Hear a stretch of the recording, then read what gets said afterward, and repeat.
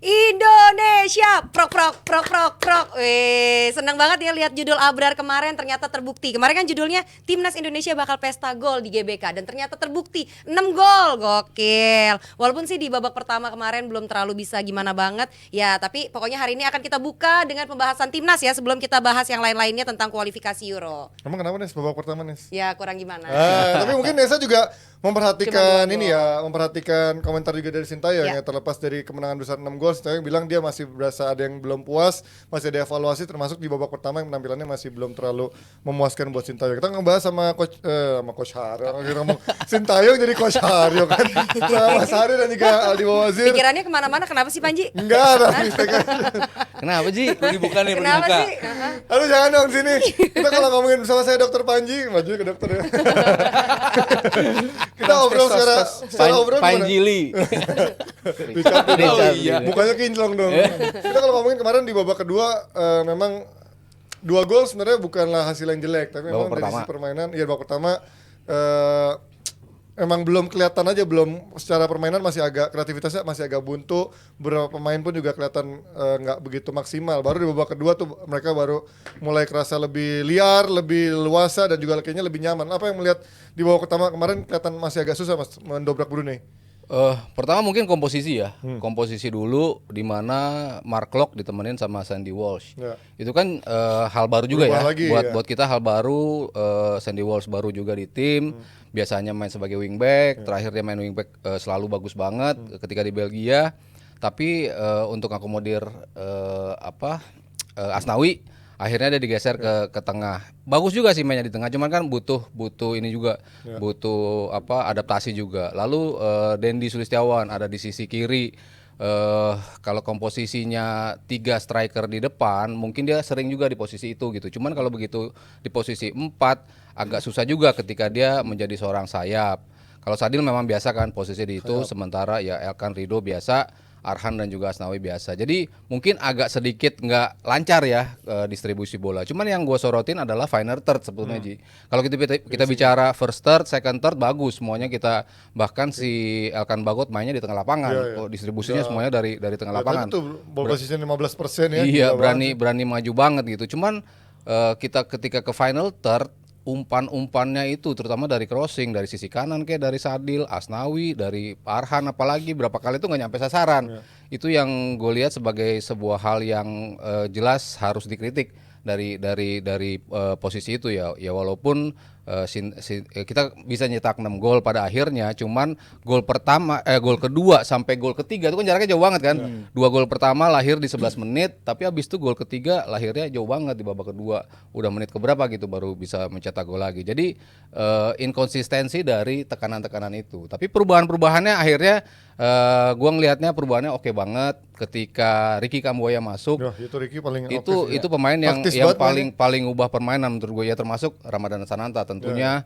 Goal getter kita tampil luar biasa, seorang predator, dapat bola kayak apa ya dia harus berani untuk bisa nyamber dan menjadi gol. Cuman kreatornya di tengah itu lebih ke Ricky Kambuaya kemarin yang bisa akhirnya memecah kebuntuan. Ketika lo lawan tim yang low block, itu kan lu nggak bisa umpannya cuma satu arah gitu, maksudnya lu harus buka dengan beberapa operan sentuhan 1-2 1-2 1-2 3 untuk bisa mendobrak pertahanan. Itu baru terjadi ketika ada pergantian pemain. Oh, udah selesai nih. Pikir mau ngomong 5 menit lagi. Gimana nih kalau dari kemarin siapa menurut lo pemain yang paling kelihatan bagus sejak awal babak pertama?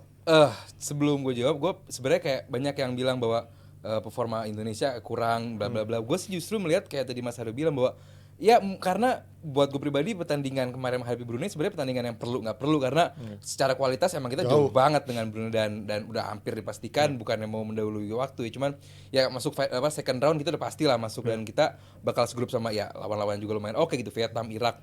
Artinya bahwa pertandingan kemarin sebenarnya ya buat apa ya, mencoba hal-hal baru, mengetes kemampuan. That's why gue mengerti pada akhirnya dicoba 2 holding midfielder yang apa ya, yang defensif, Sandy Walsh dan walaupun juga memang ini kualifikasi Piala Dunia ya, yes, tapi memang cuman lawan Brunei justru kita kayak dapat bonus untuk bisa rotasi ya. Yes gitu ya, makanya ya nggak usah di ini juga sih, kalau di kualifikasi Euro juga tim sekelas Inggris, tim sekelas Prancis juga bisa aja kedapatan San Marino, tim-tim yang nggak jelas gitu. Nah, kita beruntung banget dapat tanpa mengecilkan Brunei ya, cuman kita beruntung dapat Brunei bahwa yang kita bisa membuat beberapa kali eksperimen, percobaan. Itu yang gue yakin Sintayong kemarin coba lakukan.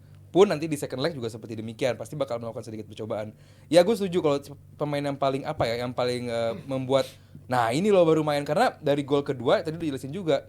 Gue pikir bakal per 5 menit, per 10 menit gitu. Ini menit 6 terus menit 11. Loh kok lama gitu. Babak kedua baru bikin gol lagi. Wah, kelihatan ada yang salah. Dan kalau begitu ada dua holding midfielder, satu diganti, satu dimasukin sedikit menyerang, pasti lebih menarik. That's why kemarin Kamboya masuk di tengah, dia sedikit lebih lebih ke depan, lebih advance untuk yang tadi dibilang Mas Aryo, mendistribusikan bola nggak cuma ke satu arah tapi ke kiri dan ke kanan, karena sejatinya fullback kita bagus. Arhan aslinya sebenarnya bagus, cuma kemarin gue nggak tahu Kemarin kenapa nggak kelihatan sih. Umpannya yang jelek. Arhan jelek yes. kemarin. Justru Pencarian Sadil posisinya yang bagus. entah kemana-kemana cuman bagus banget baik di ke tengah maupun lagi di flank. Itu gue cukup oke. Dan gue juga harus mention bahwa Hoki Caraka sebagai debutan kemarin di timnas kalau nggak salah oke gitu loh. Karena nggak gampang juga Ji, lu main di timnas senior untuk stake sebesar itu, di spectator sebesar itu, lu harus perform bagus. Dan kemarin gol pertama sayang banget itu kena tiang kan. Kalau nggak itu golnya Hoki Caraka. Dan umpannya juga lumayan bagus, yang pada akhirnya menjadi assist untuk Hoki Caraka dan disikat sama siapa, Dendi. Artinya bahwa kalau gue sih nggak begitu banyak yang harus di mention soal pertandingan kemarin, karena sejatinya buat gue itu pertandingan yang perlu nggak perlu, karena buat gue Indonesia sama Brunei udah levelnya udah kejauhan banget. Itu kayak apa ya, kayak pre-match tambahan lah. Tapi kalau ngomongin soal Dimas Derajat kan ini dulu pemain yang memang juga pernah menghiasi timnas tapi sempat hilang juga, dan sekarang ada Ramadan Sananta. Mungkin sekarang opsinya makin banyak nih. Ada antara Dimas Derajat atau Dendi. Siapanya juga Sarah kan Derajat? kemarin. Bukan ya? Kira masih saudara. Karena dia yang punya gelar tarung derajat itu. Apanya 90 derajat? Wah, Wah, balik lagi. aduh panjang lagi itu kalau ngomongin soal derajat. Seru tuh tadi masih itu baru gue semangat. Gimana kalau lihat bagaimana Dimas Derajat sekarang, apakah ini terlalu dini untuk menilai dia? Ini nih akhirnya kita punya opsi banyak selain Sananta, ada beberapa opsi selain, karena kan kemarin kan Dendi banyak yang bilang belum terlalu tune in lah, kadang iya kadang enggak. Nah Dimas Derajat ini setelah berapa pertandingan kayaknya udah mulai menunjukkan dia bisa menjadi opsi yang pantas untuk Sananta gitu, untuk pelapisnya. Dia kan lone survivor dari U19 ya. Yoi, zaman dulu banget. Maksudnya dulu kan kita digadang-gadang ini the best generation kita lah ya. Evan Dimas dan kawan-kawan gitu, tapi ujung-ujungnya kok pada habis satu-satu, pada hilang dari radar gitu. Tapi ternyata belakangan justru Dimas Derajat yang nongol. Dia bisa membuktikan di 2 tahun terakhir khususnya, ketika dia masuk timnas, dia main 14 kali, dia bisa cetak 5 gol. Itu kan suatu bukti bahwa ya ini pemain oke juga, ternyata bisa memberikan kontribusinya cukup oke dalam mencetak gol. Dan kemarin 9 gol ya sekarang. 9 gol sama 3 kemarin. Itu suatu bukti bahwa belakangan justru ini pemain yang kita cari-cari. Jadi kalau cek di Wikipedia ya, buka ya kan, 2026 qualifiers FIFA, top scorernya sekarang adalah dia. Iya, 3 Di atas gol. Neymar sama Di atas Rodrigo. Neymar, dari Rodrigo. semua Keren kompetisi banget. kan luar biasa. Itu ya keren sih, maksudnya kita punya striker yang tipe predator kan. Kalau nggak Hoki Caraka, Ramadan Sananta, Dimas Derajat juga bisa. Bola atas ternyata keren banget kemarin sundulannya. Bola bawah untuk insting dia, penciuman dia untuk berada di posisi tepat untuk bisa nyamber bola.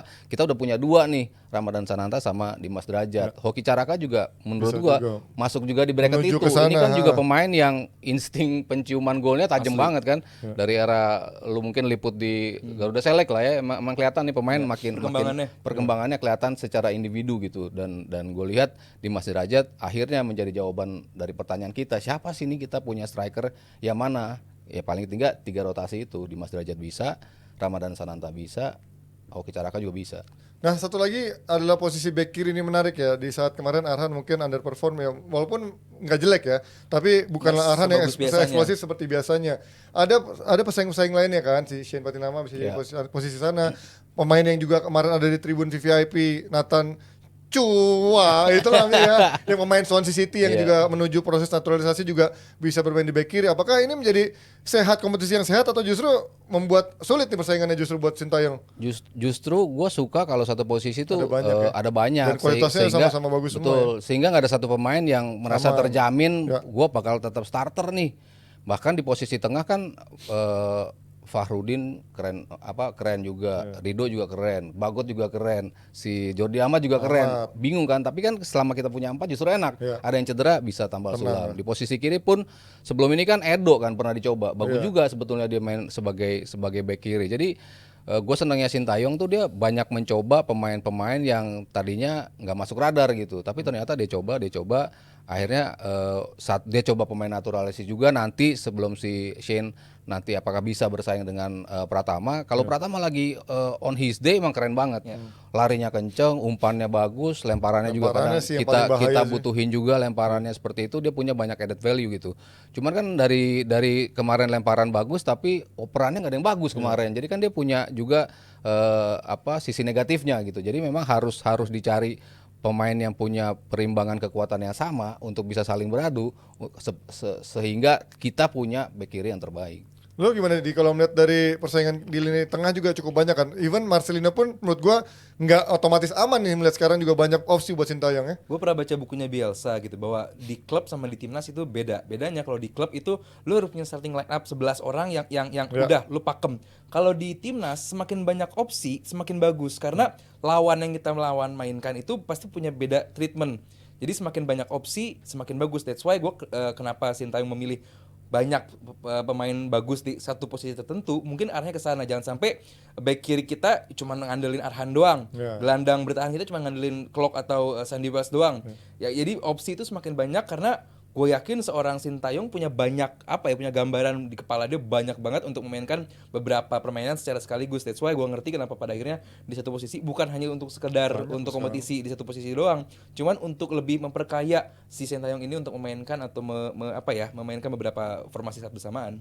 Tapi justru dari timnas kita malah dulu kan biasanya timnas kita identik dengan mainnya nyayap terus gitu ya dan kenceng dribbling. Sekarang justru udah berkurang ya, model karakter mungkin Sadil doang yang ada di sana. Gue lihat benar-benar soal Sayuri mah bukan inti kan, tapi Sadil doang yang menurut gue sekarang benar-benar praktis winger yang dribbling seperti itu. Menurut lo apakah ini karena gaya mainnya Sintayong atau mungkin karena ya pemain seperti itu nggak masuk ke taktik Sintayong?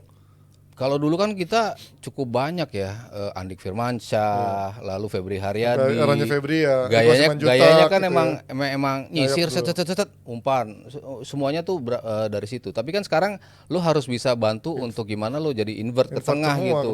Dan kemarin Sadil itu udah melakukan itu berapa kali gitu. Pratama mungkin jarang melakukan itu gitu. Cuman kalau gua ngelihat opsi dari gaya main sekarang di mana di dunia pun kan seperti itu. Orang nggak lagi kita lihat tren sama Robertson udah nggak lagi seperti itu. Udah nggak lagi umpan-umpan di era Dani Alves Abidal mungkin di karena dulu kan kayak pemain Indonesia bocah-bocah tuh SSB pengennya main sayap, ngebut, lari gitu kan ya. 352 sekarang udah mulai berubah berarti trennya. Iya, agak mulai lu harus bisa versatile, lu bisa melakukan semua ketika lu punya kecepatan kenceng tapi mungkin lu cuman buat decoy doang gitu kan, lu lari tapi lu nggak diupar akan ke sana. Jadi banyak elemen yang harus mulai dilengkapi oleh pemain-pemain. Gimana kalau dari leg kedua di Brunei, apakah akan ada tricky atau ya harusnya tetap akan menjadi easy game? Gue yakin Sintayong masih bakal melakukan eksperimen lagi, mencoba beberapa hal lagi karena gue belum yakin Sintayong menemukan timnya gitu loh. Masih banyak yang bisa dicoba untuk meraju tim ini untuk lebih baik karena